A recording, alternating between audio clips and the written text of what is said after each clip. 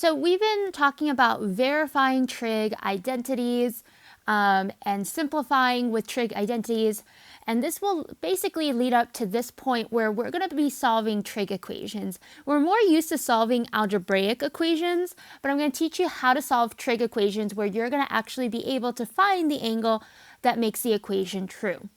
So let's get started. Let's start with a basic idea here. And we've done a problem like this before where we have to find the angle. So we have to find theta where the angle is somewhere between 0 and 2 pi. So basically we're using a whole unit circle. Yes, we are bringing back the unit circle. It did not go away. We're going to need to use it. So definitely grab out a unit circle if you have a copy of it. Print it out. It might be a little bit easier to see than on the screen here. So it says here we have a sine equation and it's equal to 1/2. So it's saying what angle makes this 1/2. So if we take a look at our unit circle, we have a bunch of values on the unit circle given the coordinates, and we have to find the particular angle that makes this sine 1/2. And if we remind ourselves something here, sine is the y value and cosine is the x value. You guys might remember me writing very early on when we were learning the unit circle that we always connect y to sine and cosine to the x values. So if we look at all the y values where it's positive 1/2, let's take a look here. There is only a few places that y is 1/2. It is here at pi over 6, and then another one over here at 5 pi over 6. So those are the two angles that I need that make the y values 1/2 and positive 1/2. So I wouldn't want to use 1/2s down here because all of those 1/2s are negative for y. So that means that my angle here is equivalent to pi over 6 and 5 pi over 6. So I have two angles that work. And so that's my answer. All right, let's try one for cosine. So cosine's connected to the x value, and we're looking for the cosine value that is 0. So we're finding where x equals 0. Well, there's not a lot of spots here. X equals 0 looks like at the axes. So when the looks like at pi over 2, the x here is 0, and at 3 pi over 2, the x is also 0. But nowhere else do I see a 0 for x. So it looks like pi over 2 and 3 pi over 2 is our angles that allow cosine to be the value of 0. So what we're doing is finding the angle that makes this happen. In a way, we're finding inverses. So the inverse of cosine for 0 is pi over 2 and 3 pi over 2. But I'll talk more about inverses later. Let's get into basically the star of the show today. What we're going to be learning is how to solve trig equations. And to get us started here, let's start with a basic algebra concept. If you were given this in your algebra class, you probably start by trying to get the x by itself. So maybe you'll move the 3 over because it's easier to subtract by 3 to both sides. 2x would come down. This side would be 1. You would try to divide by 2 to remove the 2. And you finally have x equals 1/2, and the x is by itself, so you know you're done. That's how we solve a typical algebra problem, or solving for a variable. So over here on this side, where we are looking at a trig equation, it looks like the same equation, only instead of x, you're given cosine of x. So what I would recommend is try to get the trig function by itself, try to get the cosine by itself first. So I can do the same thing. I can remove the 3 by subtraction. So kind of treating the cosine like a variable. 2 cosine x comes down. This side is a 1. I can divide by 2 next to remove the 2 that's in front of the cosine. And so now this is cosine x equals 1/2. Now at this point here, this problem looks kind of identical to the problems we just did above in our warm-up. Notice what we have is we need to find the x, or the angle. So these were theta, this one's an x. So I need to find an x, or an angle that makes cosine 1/2. So if we look at our unit circle, remember cosine is the x value. So cosine is the x value on the unit circle, and we're looking where x is 1/2. So I can see one here at pi over 3. I can also see one down here at 5 pi over 3. So it looks like there are two angles where x is 1/2. Notice that on this side, the 1/2s are all negative because x values on this side are only negative. So I'm going to write down the two angles that I found that work. So I got, let's see, pi over 3 and 5 pi over 3. So you can see now you're definitely going to need your unit circle today. So make sure you have that out. And so it looks like I have two x values that work for this equation. When x equals pi over 3 and when x equals 5 pi over 3, you're able to make this equation true. So we've solved for the x that makes this equation true. All right, let's get started with practicing those skills that we just learned. So just like algebra problems, you're going to try to get the trig function by itself first, and then use the unit circle to evaluate what angle allows the value to appear. So let's practice that with example 1. So here is an equation, and it looks like sine is right here. So my goal is to try to get sine by itself first. And I can do that maybe by subtracting 1 over. Generally, we try to move over the thing that's furthest away from what we're solving. So the 1 is a little bit further away from sine, whereas the root is right next to it. So I'm going to remove the 1. Looks like square root of 2 sine comes down, and this is -1. Now from here, I need to divide off the square root of 2, which is legal to do. I can divide that off. And now it looks like I have a root in the denominator. And we've learned something about this before. If you have a root in the denominator, you have to rationalize. So that means multiplying the bottom and the top by the same root. So sine of x comes down, and this is -√2 over 2, because those two will multiply and the roots will cancel. So you're only left with 2 on the bottom. This probably is now starting to sound familiar. So finally, the sine is now by itself. So we're looking for when does sine equals square root of 2 over 2, and it has to be a negative. So again, sine is the y values. We're looking for a y value that is this on the unit circle. So we're finding what angle. So let me write this down. We're finding what angle, or in this case, x represents the angle that makes this square root 2 over 2. So take a look at your unit circle here. I know this is starting to get a little bit messy, but remember, we're looking for a negative square root of 2 over 2 for sine. So if I look around for y values for a moment, it looks like a negative sine value like that would be here at 7 pi over 4, and also right here at 5 pi over 4. So it looks like those are the two angles that work because the y value is negative square root of 2 over 2. So I'm going to write that down as my angles.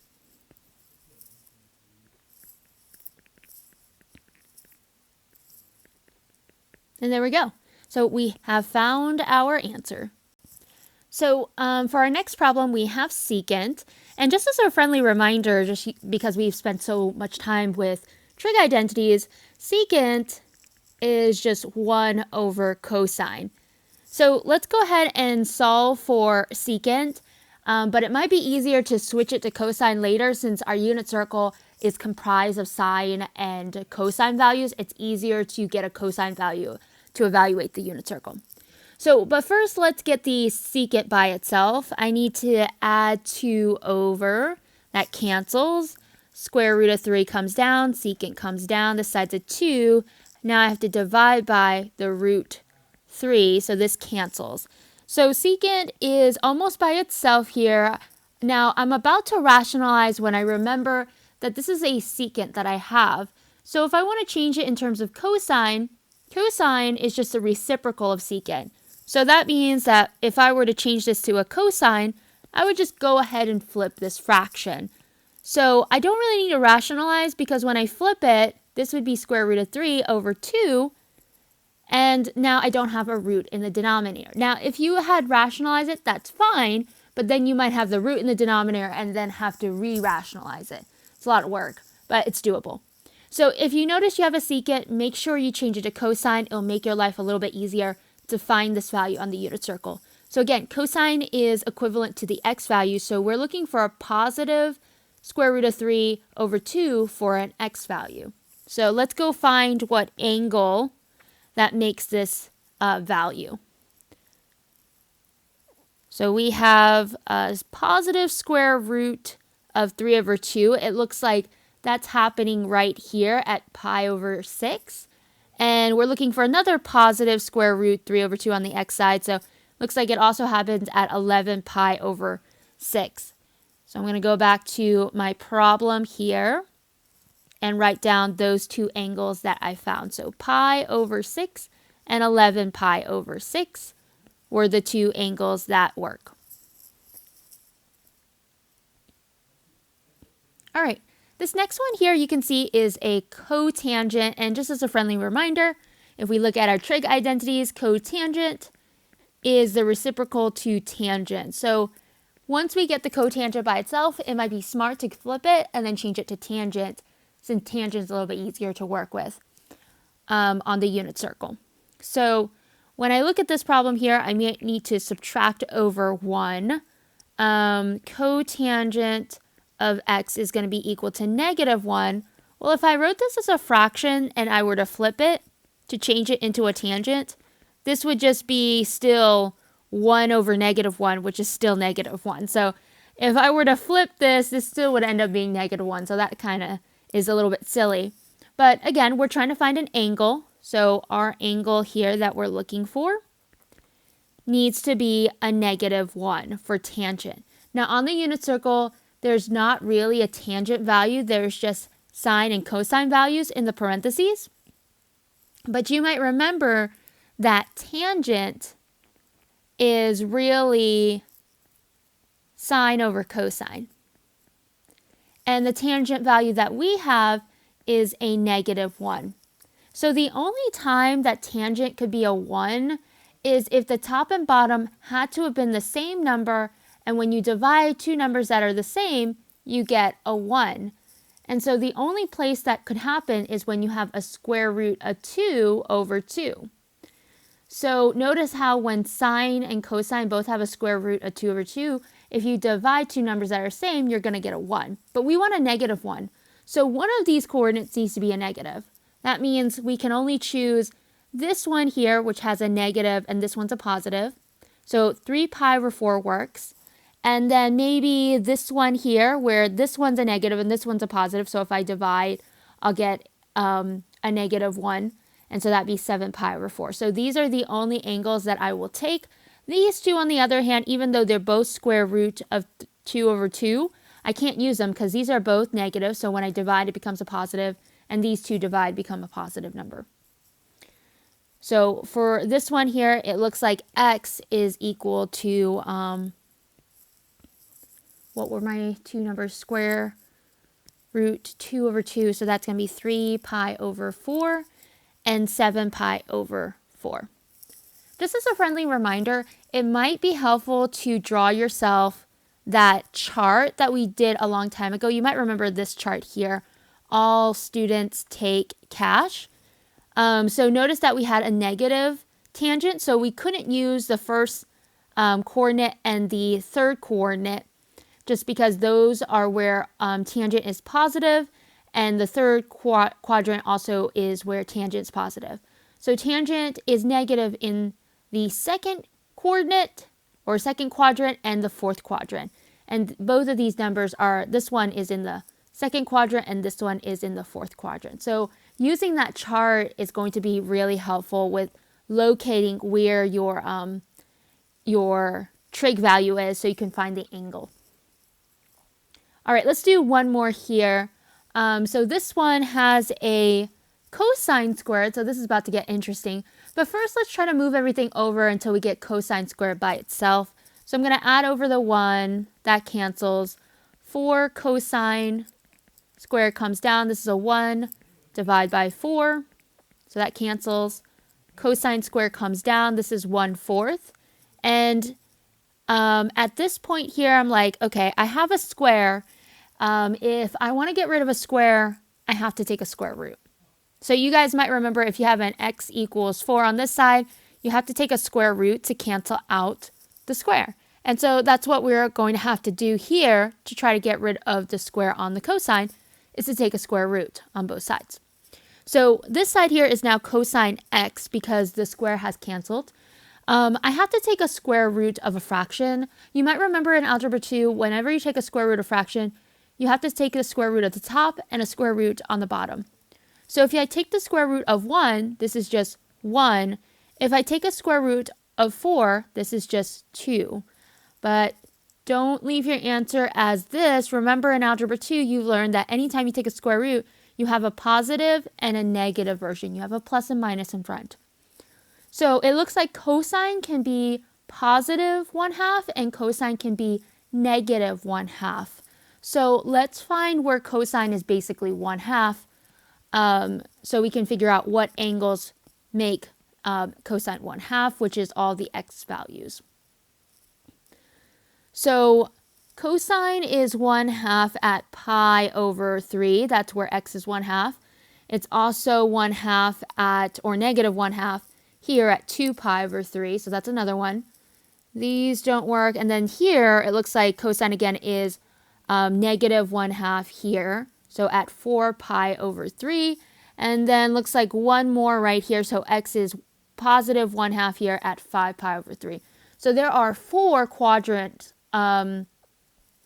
that show this value, or 4 angles that have this value, because in this case we're accounting for the positive 1/2 and the negative 1/2. So there's more angles that show up.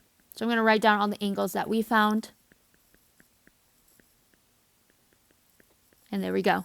So this here is my final set of solutions. Okay, that is it for this video. I hope you guys found the video helpful. In the next video, I'll explain more in depth about inverse trig. Until next time, guys. Bye.